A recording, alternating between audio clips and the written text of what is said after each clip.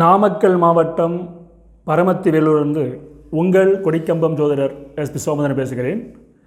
எண்ணுள் கலந்து எண்ணில் நிறைந்து என்னை வழிநடத்தும் திருமுருகன் திருவள்ளுக்கு கோடான கோடி நன்றிகள். ஆயிரக்கணக்கான ஜோதிட சுருதிகளையும் அதன் சூட்சமங்களையும் எனக்கு கற்றுத்தந்த எனது குருநாதர் சிங்களாந்தபுரம் எஸ். அராசியாரின் பொற்பாதங்களை பணிந்து வணங்கி மகிழ்கிறேன்.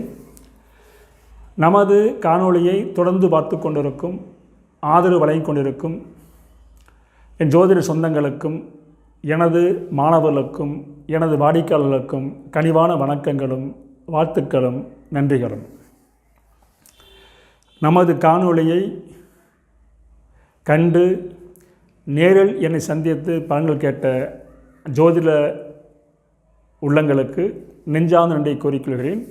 குறிப்பாக 8/3/2026 ஞாயிற்றுக்கிழமை அன்று எம்மை சந்தித்த திருச்செங்கோடு சிவகுமார் ஆசிரியர் அவர்களுக்கும், பட்டணம் வீராட்சம் ஐயா அவர்களுக்கும், குமாரமங்கலம் சக்தி அவர்களுக்கும், மதுரை பழனிவேல் ஐயா அவர்களுக்கும், ஆரியூர் சிவஞானம் அவர்களுக்கும், திண்டுக்கல் செல்வராஜ் ஐயா அவர்களுக்கும் நெஞ்சாதண்டை கூறிக்கொண்டு நமது வீடியோவை பார்க்கலாம், நமது காணொலியை பார்க்கலாம்.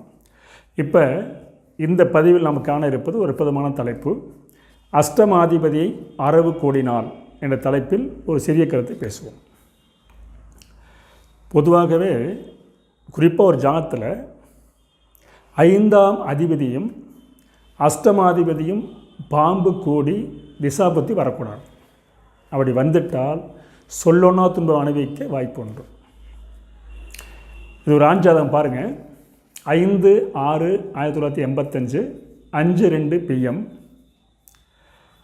நட்சத்திரம் பார்த்தீங்கன்னா பூராட நட்சத்திரம், 3ஆம் பாதம், தனுசு ராசி, லக்கணம் துலா லக்கணம், லக்கணத்தில் சனி பகவான் கேது, சனி பகவான் வக்கரம், லக்கணத்துக்கு 3இல் சந்திரன், லக்கணத்துக்கு 4இல் குரு பகவான் நீச்சம் ப்ளஸ் வக்கரம், லக்கணத்துக்கு 7ஆம் இடத்தில்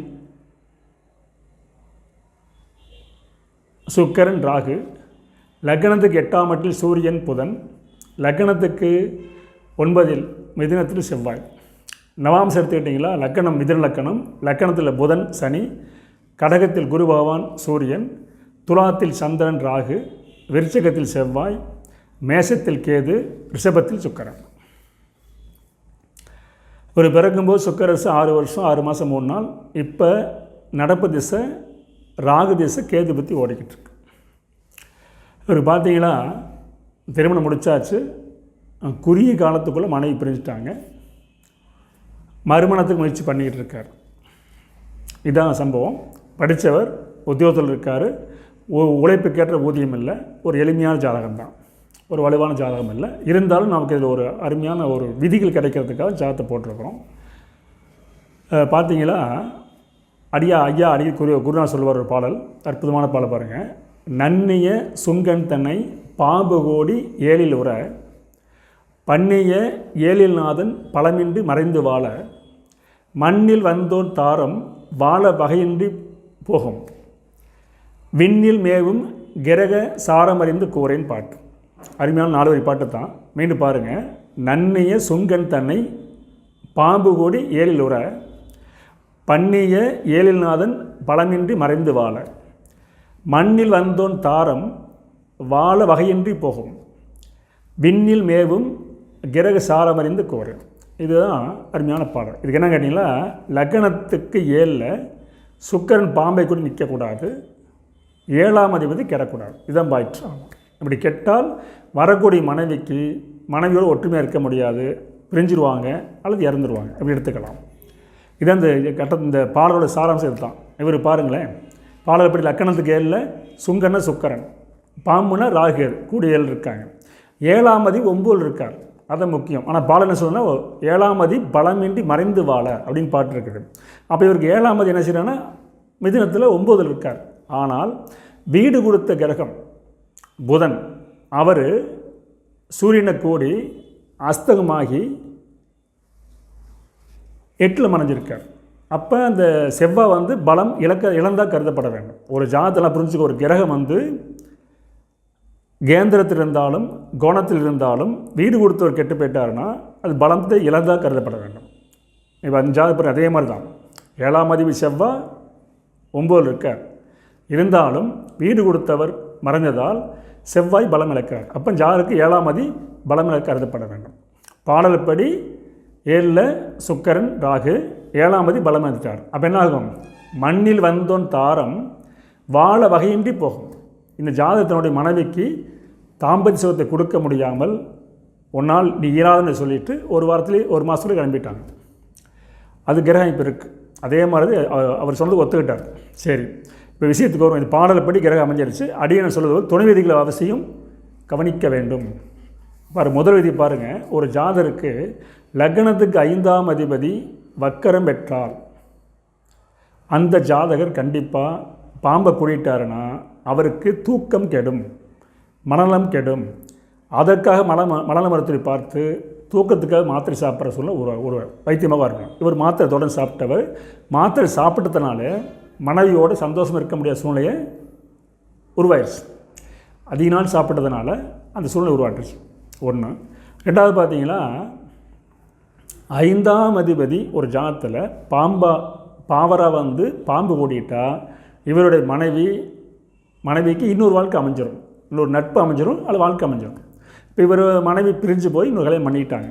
அப்போ 5ஆம் அதிபதி பாவகரமாக வந்து ராகு அது கூட்டிட்டா அந்த ஜாதருக்கு மனைவிக்கு சோரத்தன்மை வந்துவிடும், அல்லது பிரிவு தந்துவிடும், அல்லது இன்னொரு வாழ்க்கை தந்துவிடும். இவர் பாருங்கள், மனைவி பிரித்து வச்சிருச்சு, இன்னொரு கல்யாணத்தை கொடுத்தாச்சு. அதுக்கு அடுத்து பார்த்தீங்கன்னா இது முக்கியமான விதி. ஒரு ஜாதத்தில் 3ஆம் அதிபதியும் அஷ்டமாதிபதியும் தீசூனி ராசியில் அமரக்கூடாது.